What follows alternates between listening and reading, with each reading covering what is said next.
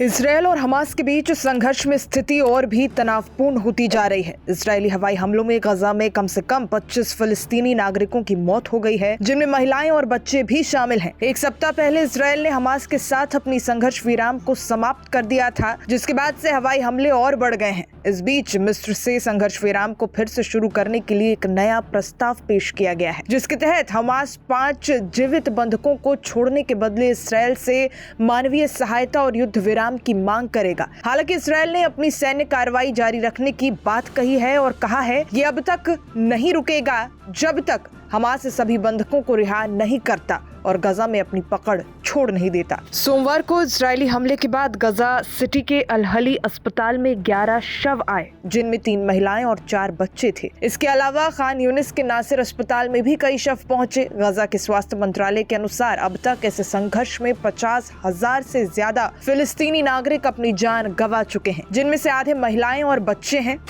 मिस्र का संघर्ष विराम प्रस्ताव।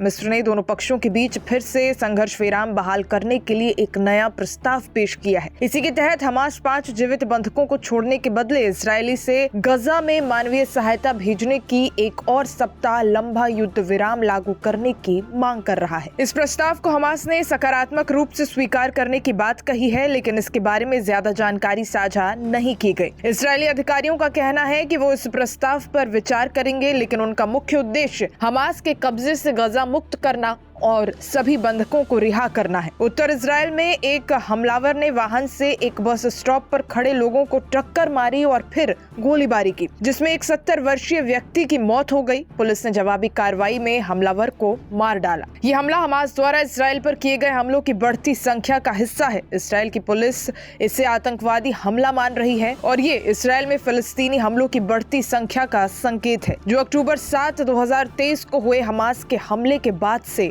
बढ़ी है। रफा में इजरायली घेराबंदी, हजारों लोग फंसे।